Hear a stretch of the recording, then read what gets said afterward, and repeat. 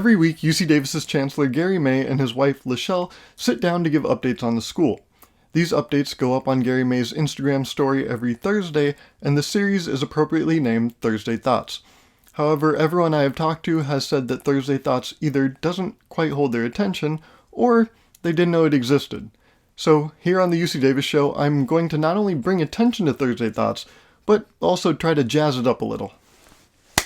Let's get started. This week's Thursday Thoughts begins with a greeting from Chancellor May and LeShelle, live from the Mondavi Center, which has been completely converted to a COVID-19 asymptomatic testing center. Just what we needed. Another building that does nothing but test students.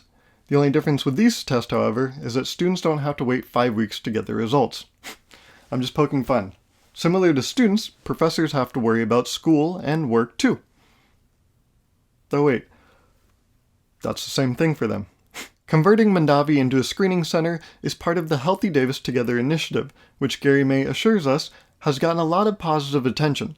He says we're doing a good thing for the city. It's a good partnership for us. Because, as we all know, anytime things are going swimmingly, you have to mention it 3 different times. The Chancellor acknowledges a new milestone for his university, stating that UC Davis has completed its 100,000th COVID-19 screening exam.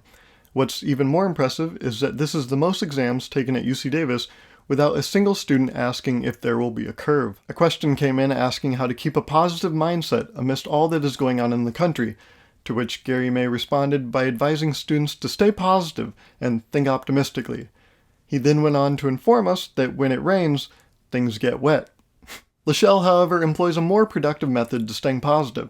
Exercise. That's right. She says it makes you reflect and think of other things, like how your crippling anxiety forces you to always upgrade the size of your fries for just 25 cents more, and now you're paying the price, all because of your inability to say no to a stranger. Hits a little close to home.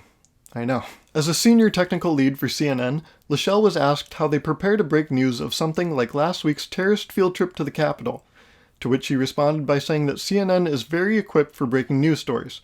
Who would have thought? A news network knows how to break news. Shocking. Gary and LeShelle say the first thing they're going to do once it's safe to return to the new normal is hug friends and family. I would do the same, but I've already found enough new hobbies during quarantine. When asked if the gym at the Arc would be opening anytime in the winter quarter, Gary May responded by saying he hopes so, but similar to his social media accounts, that's out of his control. The Chancellor of UC Davis was also asked about the impact of the budget crisis on the school as a whole, to which he said he tries not to use the term budget crisis and instead prefers the term budget challenges. That's a smart glass half full approach, but even if you spill a glass that's half empty, you still have the same amount of cleanup. It's not all bad though. Gary May comes to us with news of financial fortune, informing us that the COVID stimulus legislation that was passed resulted in an additional $50 million for UC Davis.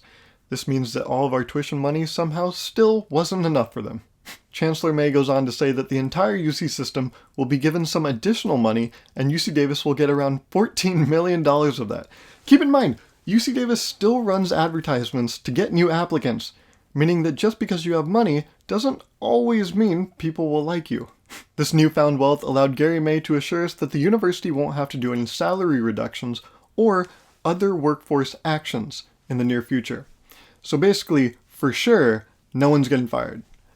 Next week. A question came in asking the duo if they have ever taken an online class, to which Gary May admits he hasn't. This is the same reason you'll never see a prison warden lock themselves in a cell.